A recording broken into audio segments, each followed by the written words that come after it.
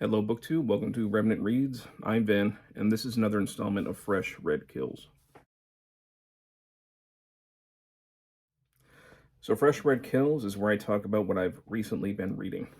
So, if you're new to this channel, you didn't realize there's a booktube channel, that's what we do here. And I've had a pretty good, I guess it's been about 2 weeks since I filmed one of these. Pretty good reading over the last couple of weeks. School finally ended for me, at least for the summer. So a little bit of a break, got out of my hot classroom. We were hitting some heat waves, and I don't have any kind of air conditioning in my room. And right now in Connecticut, the heat index is up to, feels about 100 degrees. So we're in the middle of a heat wave right now. So I've just turned off the air conditioning in this room, and I'll see how long I last before I need to turn it back on again and take a break from filming. But I'm hoping to be able to film a couple of things today. So to start off, the first thing that I read was Bruce Catton's The Civil War. Next month, middle of July, I do plan on going to Gettysburg for a few days, so I'm kind of refreshing my memory about aspects of the Civil War. I had heard very good things about this over the years. This was originally published in 1960. Bruce Catton had previously done multiple part histories of the Civil War, I think mostly focusing on the Army of the Potomac of the North. One of them won the Pulitzer, I believe. And this was his single volume history of the Civil War. And this one has an introduction by James M. McPherson, who I've read some things by and I do really like. I was hoping that introduction would maybe give me a little more insight into this book itself, but it's kind of a general introduction just into the Civil War. So I was a little bit disappointed in that. I was hoping, since this was 1960, and scholarship has progressed quite a bit since then, that maybe that introduction would put this book into more of its own historical context in terms of historiography, and it doesn't really do that. So I did have my guard up a little bit, considering that this is, this is written or published in the midst of the civil rights movement. How much is going to be lost cause? How much are we going to see that, of things that were accepted in the first half of the 20th century about the war that we really don't accept today? And I did see a little bit of it in the beginning, although I do think it mostly disappears. Overall, this is a very good introduction to the Civil War in terms of its military history. You're not going to find a lot of social history or anything like that. You're not going to find a lot about slavery, unfortunately. It is mentioned in this. I think that an author today would definitely treat it differently. I guess one of my biggest gripes is more in how he treats abolitionists. He's a little bit hostile to them. They don't receive the respect that I think they deserve. They were certainly on the moral high ground in this debate. But especially in the beginning, he kind of makes the abolitionists look kind of just like these belligerents. And, if they were just maybe nicer about their criticisms of slavery, maybe the South wouldn't have wanted to separate and pull away so much. He does say that slavery was the cause, but I don't think that he gets to the heart of how bad slavery was. You get the impression from this that the worst thing about slavery was the burden it put on Southerners, and not necessarily what it was like for the enslaved. And I just never bought that whole, if the North had been nicer, it kind of passes the buck to the North. Like the North, it's that whole, the war of Northern aggression. If the North wasn't so mean to the South about its slavery, then maybe they would have stayed. As I'm reading, I keep thinking in my head, a certain analogy, and you should never take analogy as argument, but I think that it can be instructive sometimes. But I thought, if I was in a household with a bunch of roommates, and one of them had a dog that they regularly abused, and I said something, and I called them out on it, called them repugnant, and that they were awful, and that they needed to stop doing this. And then the person got up in a huff and left, and the rest of the roommates were mad at me because I said something. That's the way it feels. But then I thought more, and I'm like, yeah, but we're not even talking about dogs, we're talking about people. So what if this person's child was the one inside the house, and they were regularly abusing it? then I think more people would have been speaking out, and they would have been justified. They would have found me justified in my calling out that person for how awful they were.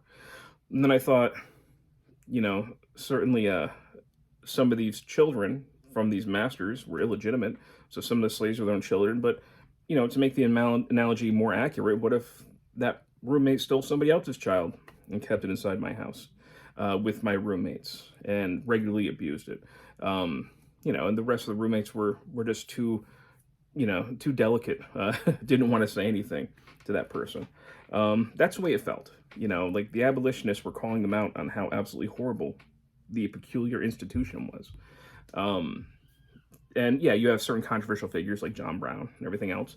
But whenever he brings up abolitionists, like he calls, I think, Charles Sumner humorless and self-righteous. He uses certain adjectives and descriptors for the abolitionists that he doesn't really use for the South. They kind of get a clean, they kind of get away a little bit cleaner in the cause of the Civil War. When really, they're the ones that broke away. They're the ones that said why. It's all about slavery. They fired the first shots. They're the ones that wanted to fight a war, with an unindustrialized economy. You can't make guns out of cotton. So, as far as I'm concerned, the South pretty much brought this on themselves. But that's not quite what you get, at least from the beginning of this.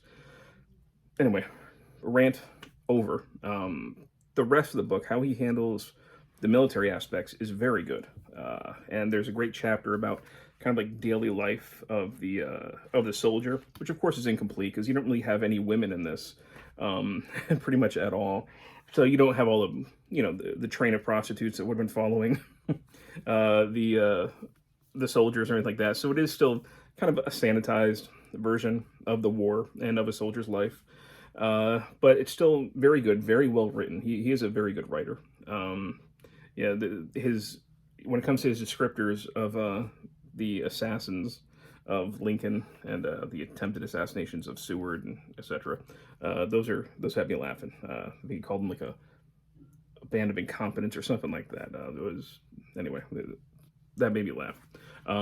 But anybody who's looking to find out more about the Civil War militarily, I would not use this as necessarily a measure of the social aspects of the Civil War. I think you need to go to more recent scholarship for that, especially how it treats slavery and abolition and everything else. But for military purposes, this is a really good single volume. And it's filled with all kinds of, just almost every page. You've got photograph after photograph. So just visually, this is also a terrific, a terrific source. So yes, overall, despite that criticism and how abolitionism is treated, I did think this was an excellent introduction to the military history of the Civil War. And to follow that up, since I'm going to Gettysburg, I dug out an old book that I had read this in middle school, and I wasn't sure if I still had it, and I was able to find it, and decided to kind of go back and read through it again. And this is from Scholastic, The Long Road to Gettysburg by Jim Murphy. This was one of my first introductions really to nonfiction writing, I believe. And as I was reading, I was kind of bringing back to probably my 12-year-old self around that age, when I was sitting in a room going through this. I knew certain things about the Civil War before this, but this really opened up my eyes. And I just remember reading the accounts. It basically follows two soldiers from actual diaries. So this is nonfiction. And a Northern soldier and a Confederate soldier, both young soldiers, at the Battle of Gettysburg. And the action keeps going back and forth between what's happening with them based on their diaries.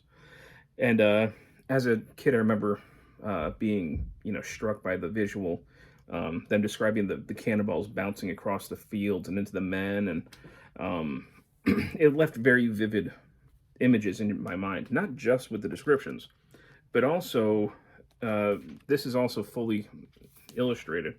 And, it has the photos of the war dead. And I think that this is the first time that I had ever seen that kind of thing. You know, you don't expect to pick up a children's scholastic book and find photos of dead bodies. And I remember that really striking me. Um, you know, seeing, of course, not really understanding what I was seeing entirely. I didn't understand why they all looked fat, right? Of course, as an adult, I understand that they're bloated with gases, and these guys look like they're about to pop like grapes out of their uniforms. Um, but this was the first time that I think I'd ever been struck by an image like that. It made me think how often I've seen that image since, and how readily available it is, even in younger readers. This is really for middle school age, and I think this is a perfect introduction to the war for that age group. But these must be the most viewed corpses, certainly in American history, and maybe even beyond that. Um, I'm sure that there's been scholarship written about just those photos and the legacy of those photos. I'd like to look into that. But it strikes me as, you know, we wouldn't find it acceptable to see many other books or situations where you would find photos of war dead. But for some reason, we do that for the Civil War. So I am glad that I reread this. This was fun. It was a quick read. You know, it's pretty large print, lots of illustrations, but especially for a young person, this is a terrific introduction to the Battle of Gettysburg, and really, you know, a nice window into the Civil War at large. And even as an adult, I had fun reading this. And I actually found, it's kind of funny, I guess I used it as a bookmark. Still got a hall pass from mid-1990s from middle school. So, you know, I guess I used that as a bookmark and stuck it in there. So that's how I know I was definitely in middle school when I read this. So anyway, let's go back on my shelf. And when my son's old enough, he'll be turning 9 this summer. He's not quite old enough for this yet, but within a few years he'll be able to read this, and I think he'll enjoy it. After the Civil War, I had to make sure I read some stuff about horror, and I read this. William Castle, Step Right Up, I'm Gonna Scare the Pants Off America. William Castle was a B-movie king. You know, he had a career in Hollywood beforehand, but especially by the late 1950s, he became known for his gimmick horror films. Emergo, or he always had these catchy names for them. And they could be like your seats buzzing or a plastic skeleton flying through the theater. He was figuring out ways to get, especially young people, younger audiences, and horror was seen as more of a young person's genre through the 1950s into the 1960s. Really doesn't become adult again until after Rosemary's Baby. That's when you start seeing a more adult-orientated horror. At least 1968, you know, Night of the Living Dead, that also starts to break away from it being a younger person's genre. But he was getting kids in theaters when their parents were mostly home watching the television.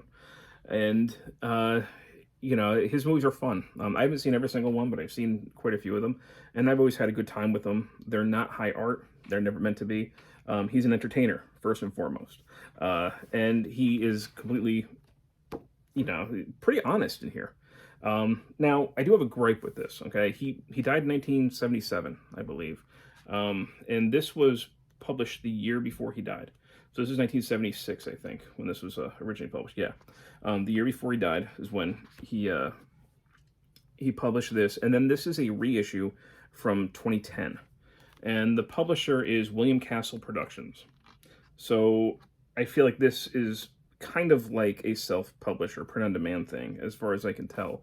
I don't know exactly who owns the rights for this. And, you know, it's the print looks fine. We have images in the middle. There's him with Mia Farrow and Joan Crawford and Marcel Marceau. And they got a little image of him on the top of the page, sitting in his director's chair, his cigar prominent. So that looks nice, but the formatting is often messed up. Sometimes sentences will just kind of drop down to the next line without reason, or sometimes you'll have sentences back to back that should have been dropped to other lines.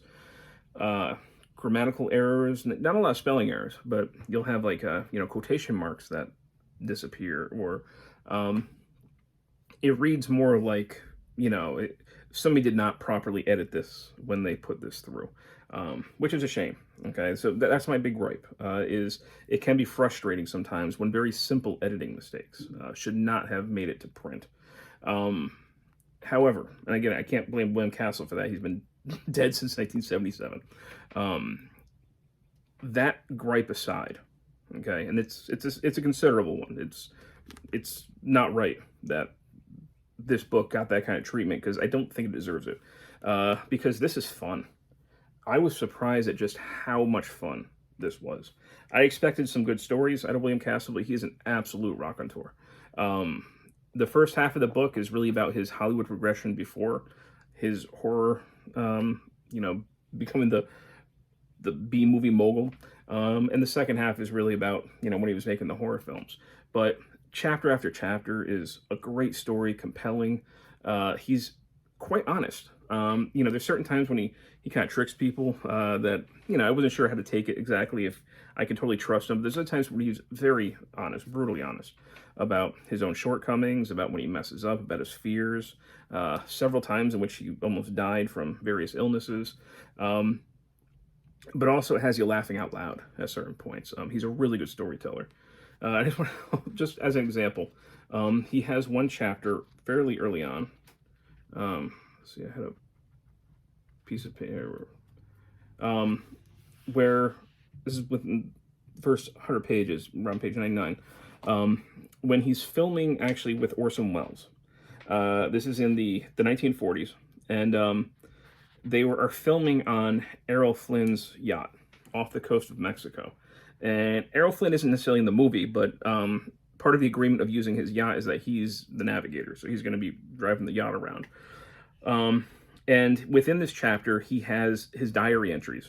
The whole book isn't diary entries. It's just, just certain parts that he puts it in there. But I just got to show this because I thought it was hilarious. He said, November 17th, cloudy and the heat oppressive. First day of shooting on Lady from Shanghai.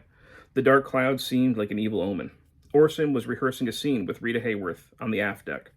We were 20 miles out in rough waters. Errol Flynn was at the wheel, trying to keep the Zaka, that's the name of the yacht, on a straight course. Charles Lawton Jr., the cameraman, a filter to his eye, was waiting for a break in the clouds. Orson was ready to make his first take. Sam Nelson yelled for quiet as Orson took his place next to Rita. The sun had now come out. I was standing next to one of the camera assistants. He was working barehanded. The sun was beating down with fierce intensity. The mixer yelled, "Speed, take one." And waiting a beat, Orson said his first line. The camera assistant started to stagger. Reaching out, I tried to help him.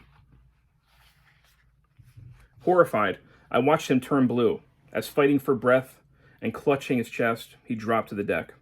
Orson and crew members rushed to his aid, but it was too late. The assistant cameraman was dead, a fatal coronary. Errol Flynn, as captain, took instant command. Pouring himself a stick drink, he took a hefty swig. "Bring me a duffel bag," he ordered, and swaying against the pitching Zaka, announced, "We'll bury him at sea." Opening the duffel bag, he staggered toward the dead camera assistant, put him in the bag and sew it up. Orson ordered me to get ashore as fast as possible and notify the Mexican authorities. So, just stories like that, okay, that this is filled with, and I really, really enjoyed this. This is definitely one that I'll probably end up going back to at certain points, or definitely reading passages. If you're a classic horror movie fan, or just kind of a fan of, interested in old Hollywood, the formatting mistakes will frustrate you. I promise you that. But I also promise that this is a fun read, and is well worth it. So, William Castle, step right up and go scare the pants off America. And the last thing that I read recently, or finished recently, is Perfume, The Story of a Murder by Patrick Suskind. I believe I'm saying that correctly. Originally published in German. Translated here, wonderfully I might add, by John E. Woods.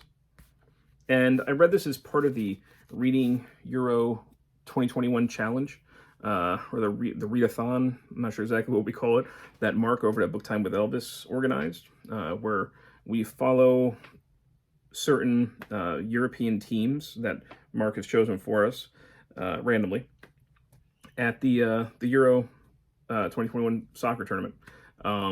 And I had gotten Portugal.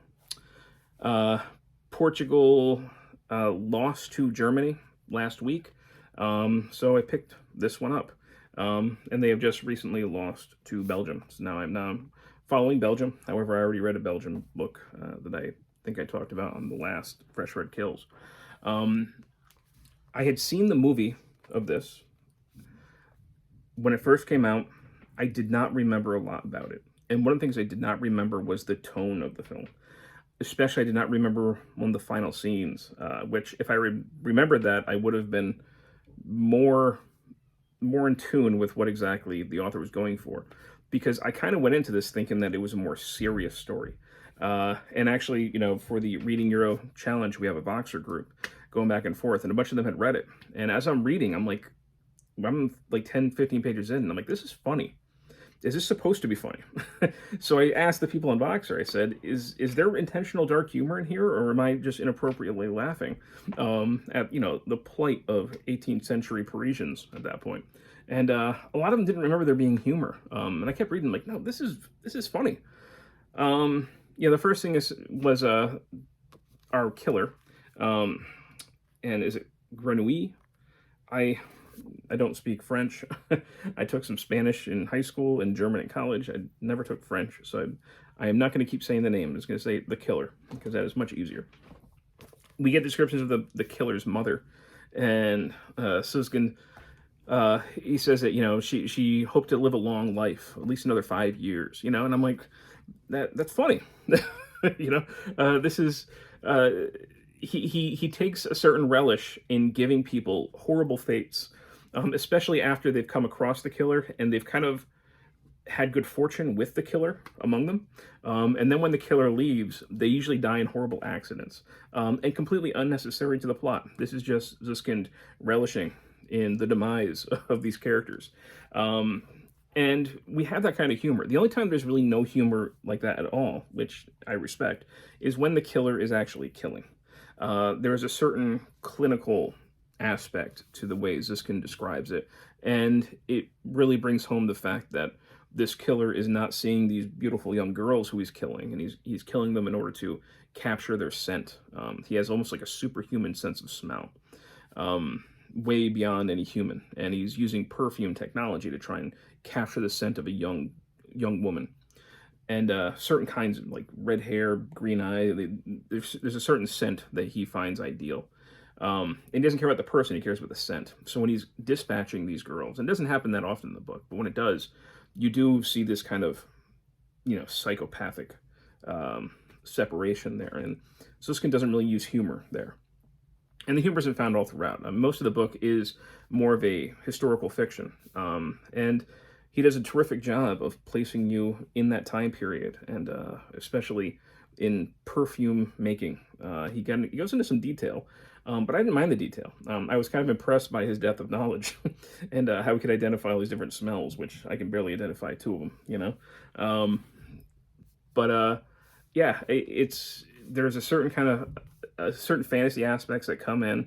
There's a certain outrageous left turn that the plot takes towards the end that I appreciated and I respected. I thought was fun, and I did like the ending.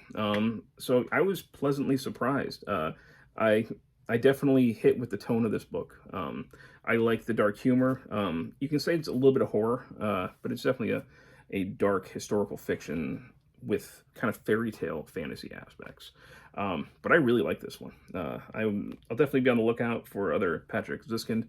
We'll see if I like those other ones as well. But I was very glad to have read this. And just read a quick passage to give us a sense of the writing here. Let's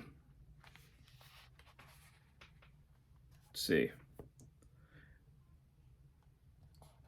So this is the killer that he's talking about here.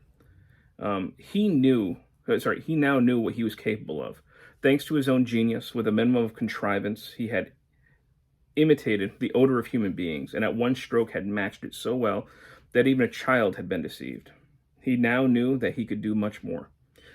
He knew that he could improve on this scent. He would be able to create a scent that was not merely human, but superhuman, an angel's scent, so indescribably good and vital that whoever smelled it would be enchanted, and with his whole heart would have to love him. Renui, the bearer of that scent. Yes, that was what he wanted. They would love him as they stood under the spell of his scent. Not just accept him as one of them, but love him to the point of insanity, of self-abandonment. They would quiver with delight, scream, weep for bliss. They would sink to their knees just as if under God's cold incense, merely to be able to smell him, Grenouille. He would be the omnipotent God of scent, just as he had been in his fantasies, but this time in the real world and over real people. And he knew that all this was within his power. For people could close their eyes to greatness, to horrors, to beauty, and their ears to melodies or deceiving words, but they could not escape scent. For scent was a brother of breath. Together with breath it entered human beings, who could not defend themselves against it, not if they wanted to live. And scent entered into their very core, went directly to their hearts, and decided for good and all between affection and contempt, disgust and lust, love and hate. He who ruled scent ruled the hearts of men. So, a taste of what's in this book, and also the mentality of our killer. So, yeah, I really liked it. Overall, this is a great couple of weeks of reading. So I reread Long Road to Gettysburg, childhood nonfiction book. And also Bruce Catton's The Civil War, Step Right Up by William Castle, and Perfume by Peter Suskind. All right, that's it. Thanks, BookTube.